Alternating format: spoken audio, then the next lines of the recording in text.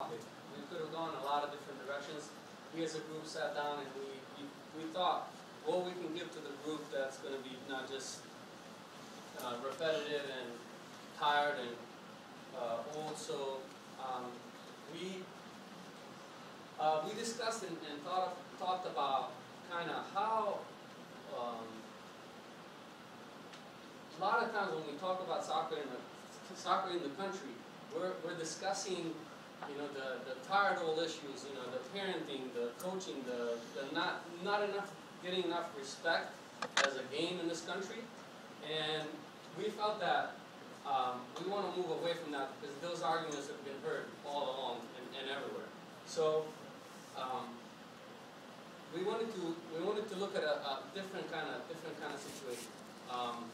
You know, if you lift both of your hands up, if you do an exercise with me, lift your arms up. If you look on this side, in this arm, if you look at everything you're frustrated about, everything that's not working, everything that is tired and worn out, that is frustrating, things you're angry about, the things in the game that are not working, things that pretty bleak. And while you're focused on that, through this other hand, everything that is working and progressing is slipping through your hands.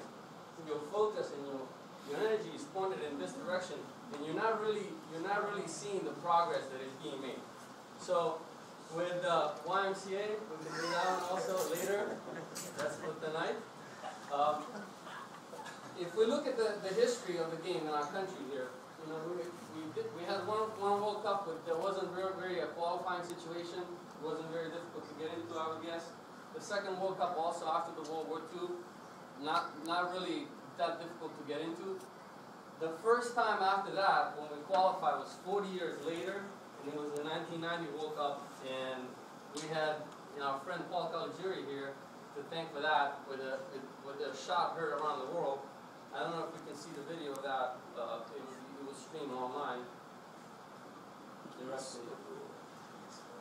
And I don't know if that's going to happen or not. No. But anyway, a group of college guys mostly. We had 3 professional players on that squad. We had Tab Ramos, we had, I believe, Murray, and we had Paul Caligiuri, and Connor Casey, who was a 3rd string goalkeeper in England. So we had 3 1/3 professionals on that squad. The rest of them were college players, and they were really a group put together the best that we could. As we look at the way we're going to describe this, we're going to go backwards 20 years because we feel 20 years ago is when really the development happened and started to happen in this country.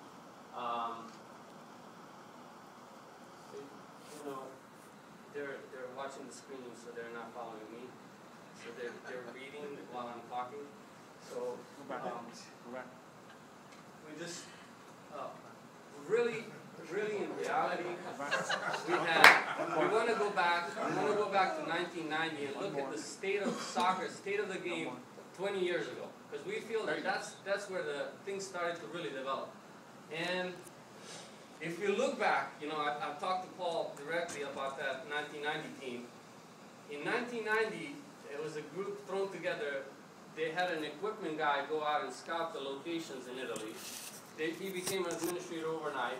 It wasn't very well organized. It was a group just thrown together. They have never seen their opponents play ahead of the game. They didn't have a scouting report. They didn't have a lineup. I mean, it was just, they did the best they could, but it wasn't very well organized. You know, their venue where they were staying, there were old military barracks. They had concrete flooring where they were staying. It's quite a departure of what we're seeing now. And we wanted to look at that, the last 20 years ago, how it looked and how it looks now, the tremendous progress that we've had. I don't think that we give ourselves credit. I don't think we celebrate enough the progression that we've had over the last 20 years. I don't think that we recognize how far we've come because we're sometimes too busy in complaining how far we still have to go as opposed to how far we've come. In the last 20 years, it's an amazing improvement. Right now, our squad is all professional players. It's a tremendous improvement. I moved to this country in '89. I was a 16-year-old, hungry for the game, wanting to play every day, wanting to watch. There was only one station back then, Prime Sports Network, was covering once a week. You could see the EPL review, you can see a game here and there. And I came in October and Caligiuri scored in November. The shot heard around the world. It was a big boost.